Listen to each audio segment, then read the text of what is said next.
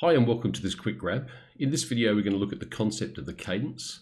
So you can think of cadences as comma or full stop points in music. They generally end phrases. A definition from the Oxford Dictionary describes a cadence as a sequence of notes or chords comprising the close of a musical phrase. There are four common cadence types that we're just going to take a quick look at. There'll be a larger video on looking at cadences and how you structure them a little later, but for just this quick grab, this first one is a perfect cadence. A perfect cadence is a 5 chord to a 1 chord. So all these examples are in C major. So in this case, we'd have a 5 chord of G major resolving to the 1 chord of C major. If we take a listen to it, you'll hear that it's got a very much coming home ending type of feeling.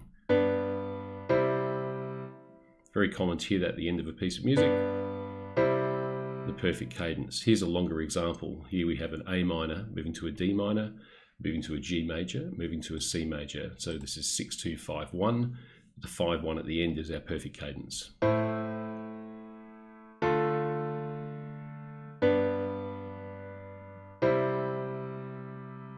So there we go, that's the perfect cadence. So moving on to the plagal cadence, it's similar to the perfect cadence in that it resolves to a 1 chord.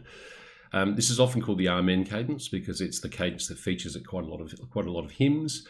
You would be singing the note Amen on the C, which you'll note is the top note of this voicing of our F major 4 chord to our C major 1 chord. Okay, let's have a listen to it, and you can probably hear the end of the hymn in this plagal cadence.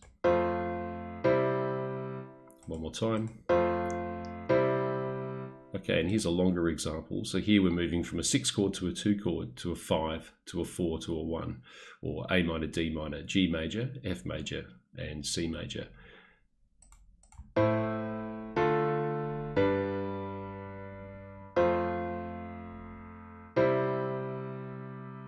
So that's the plagal cadence. As you can see, perfect and plagal both resolve to the 1 chord.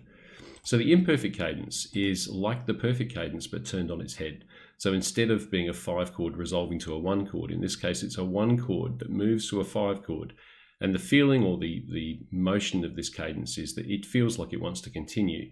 So it's completely the opposite of what the perfect cadence achieves. Let's have a listen. Let's have a listen again.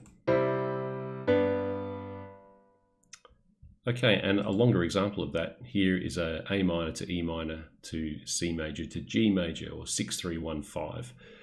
The imperfect cadence is at the end, that 1 to 5 movement. Let's have a listen.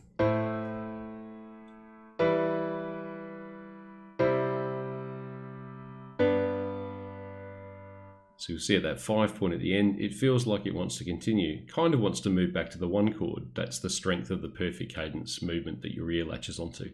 So there's the imperfect cadence. And then finally, our final example is an interrupted cadence. So an interrupted cadence is essentially like a perfect cadence, but one that doesn't resolve as strongly. So the 5-6 that we have here, the 5 chord naturally wants to move to the 1 chord, as in the perfect cadence that we heard at the start. But then it takes a right turn, and in this case, as I say, it goes to the 6. So the ear is gearing up to hear the 1 chord, and then there's this little deviation at the end where it goes to the 6. Let's have a listen. And one more time on that. And if we look at a longer example, so here's an F major to a D minor, to a G major, to an A minor. So the G to A minor at the end is the interrupted cadence. Let's have a listen to that.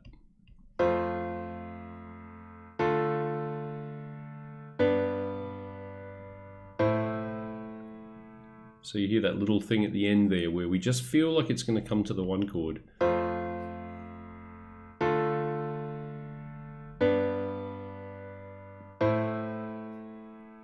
If we had a really quick change to this and just change this to be our perfect cadence. So now I've changed this last chord to a 1. If I play this again,